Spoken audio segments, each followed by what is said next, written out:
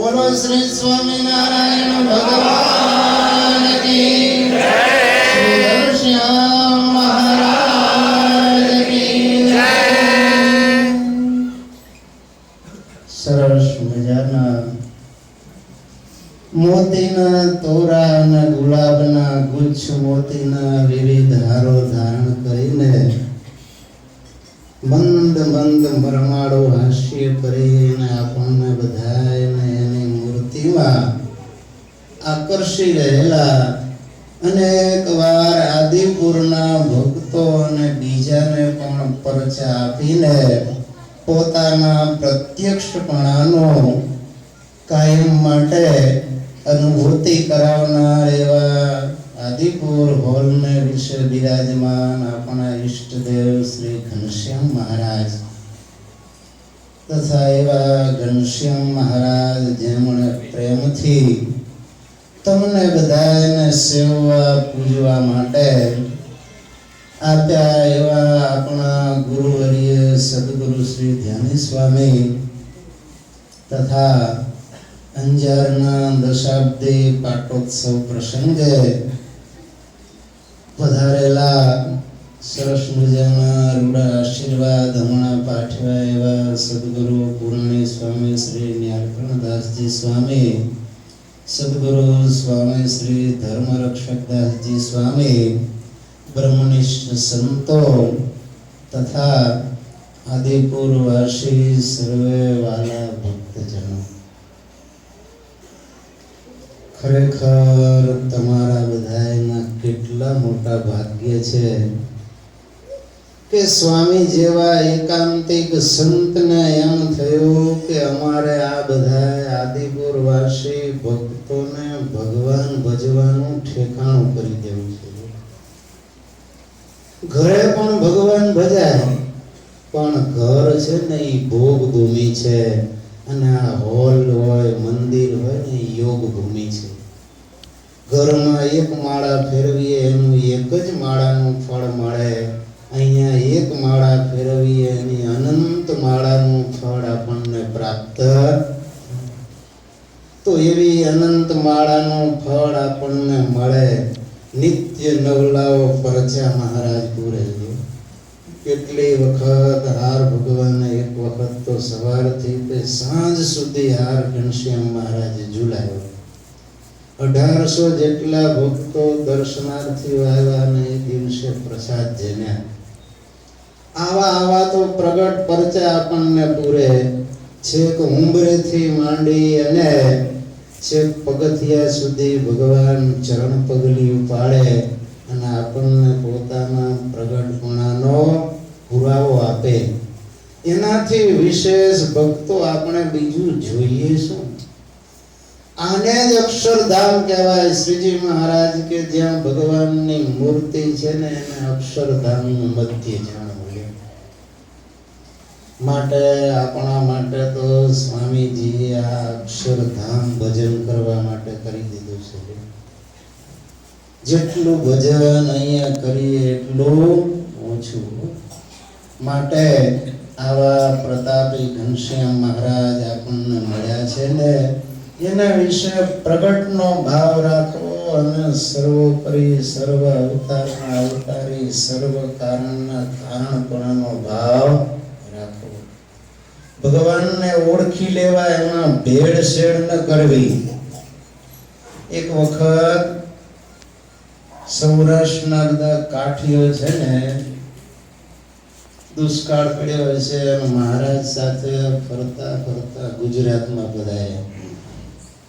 તો ત્યાં સરસ મજાની રાયણો થયેલી, રાયણ બધા કાઠીઓને રાયણ ખાવા માટે આપી.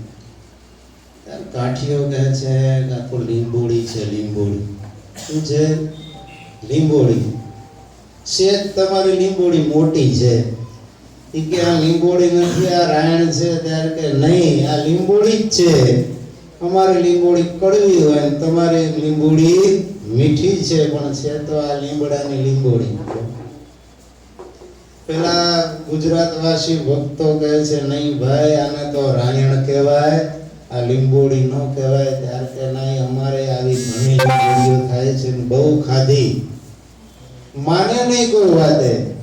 રાયણ અને લીંબોડી એના મગજમાં એક થઈ ગઈ. ત્યારે બધા ગુજરાતી હરિભક્તો કાઠી દરબારોને લઈ ગયા ત્યાં રાયણના ઝાડ નીચે, અને રાયણ ચોટેલી દેખાડીને કે જુઓ, આ રાયણ લીંબડો નથી, આ રાયણનું ઝાડ છે. ત્યારે કાઠીઓએ હા પાડી કે ભાઈ આને રાયણ કહેવાય, પેલી લીંબોડી. એમ સ્વામિનારાયણ ભગવાન છે ને એ ભક્તો રાયણને ઠેકાણે છે અને બીજા અવતારો લીંબોડીને ઠેકાણે છે. તો રાયણ અને લીંબોડી બધું એક ન કરી દેવું, યાદ રાખવું. ભગવાન સર્વોપરી સર્વ અવતારના અવતારી સર્વ કારણના કારણ પ્રગટ પ્રત્યક્ષ પ્રમાણ એવા અક્ષરધામના અધિપતિ સ્વામિનારાયણ મહાપ્રભુ આપણને મળ્યા ને એનો ખ્યાલ રાખો. અને એવા ભગવાનને ઓળખાવનારા અને ઓળખનારા ગુરુ આપણને મળ્યા. કેવા? અરે લાખમાં લાદે નહીં અને અબજોમાં હોય એવા સંત મળી જાય તો એ જી કરી લેજો ભાઈ જોગ. અરે તૃણ કાષ્ટ ને તુંબડા એવા મહાન તાણે ઘણા, પણ લોહ ને પાષાણ ને તારે એ વહાણમાં નહીં મણા. તૃણ કાષ્ટ ને તુંબડા ને તો બધા તાણી જાય, એમાં પાણીમાં તારવામાં કઈ વાર લાગે નહીં. ઓટોમેટિક એમને જ તરવાના છે. નાની હોડીમાં ભરીને જવા દો ને તો એ તો દરિયામાં કંડલા પોર્ટથી જ્યાં મૂકો અહીંયા કરાચી જતું રહે. પણ લોહ અને પાષાણ એને તારવા હોય તો એના માટે મોટા વહાણ જોઈએ. એવા વહાણ હોય એમાં કોઈ મણા કરી. એમ સ્વામી જેવા સત્પુરુષ છે એ તો આવા વહાણ જેવા હતા. અનંત જીવોને તારવા માટે ભગવાન શ્રી હરિએ પોતાના સંકલ્પ થકી આ ભૂમંડળ ઉપર આપણા બધાના મોક્ષ માટે આપણને ભગવાન ઓળખાવા માટે મોકલ્યા. અને આપણા પણ પરમ ભાગ્ય માનો કે આવા સંતને આપણને ઓળખાણ થઈ ગઈ, ભેટો થઈ ગયો અને એને સેવી લીધા. ઘણી વખત ભેટો થાય પણ ઓળખવામાં ફેર રહી જાય તો પ્રાપ્તિમાં ઘણો ભેદ રહી જાય. તો આવા સ્વામી આપણને મળ્યા કે અબજોમાં હોય એટલે આખા બ્રહ્માંડમાં સ્વામી જેવા સત્પુરુષ આ વખતે કોઈ હતા. એવા સંત આપણને મળ્યા એટલે કહું છું કે આપણા ભાગ્યનો કોઈ પાર નથી. અને આવા સંત મળ્યા એટલે જ આપણે બધા ઉજળા છીએ. ને સ્વામીએ પણ કહ્યું કે જ્યારે મોટા સંત મળે રે ત્યારે સૌના ધર્મ પડે રહે. સ્વામી જેવા સંત જ્યારે 100% શિક્ષાપત્રી વચનામૃત સત્સંગી જીવનની આજ્ઞાઓ નું પાલન કરતા હોય ત્યારે એમને જોઈને આપણે પણ એવી રીતે આપણા ધર્મને વિશે વર્તીએ. જો ગુરુ જ ન પાડતા હોય તો ચેલાના વિશે પણ ભાગવત ધર્મની આશા રાખી શકાય નહીં.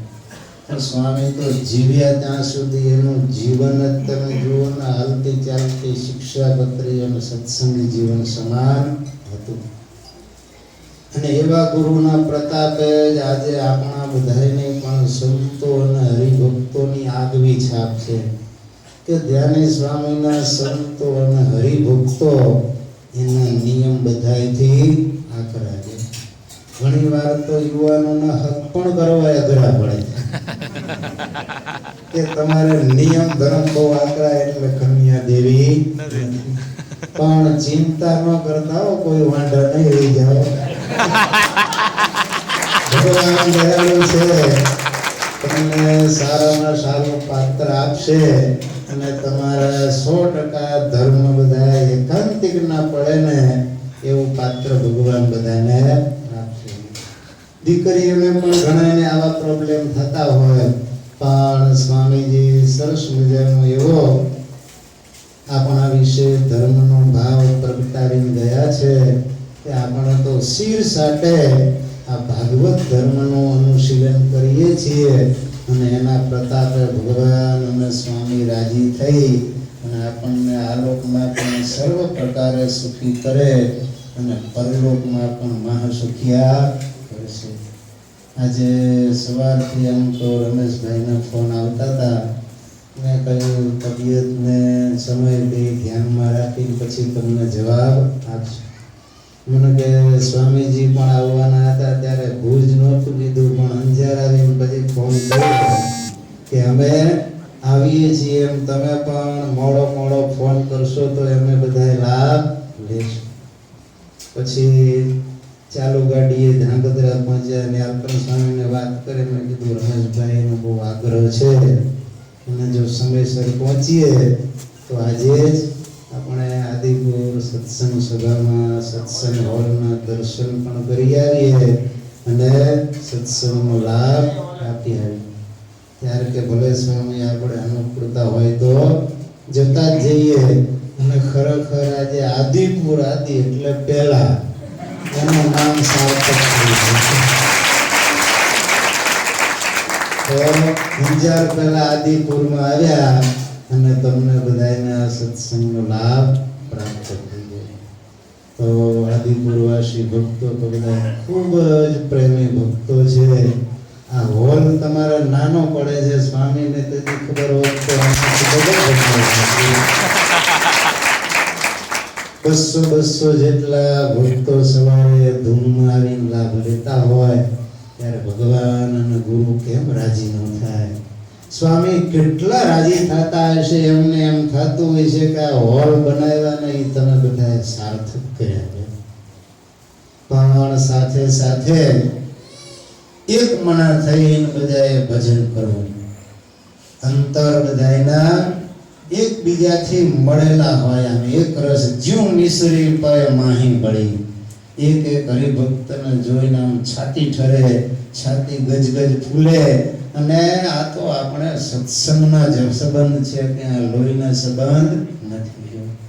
તો આપણે તો ગુરુના નાતે અને ભગવાનના નાતે આ ભાઈચારાના સંબંધ રાખવાના છે અને એ સંબંધ આપણો સાચો છે અને આ સંબંધ જ અક્ષરધામમાં કામમાં આવવાનો છે.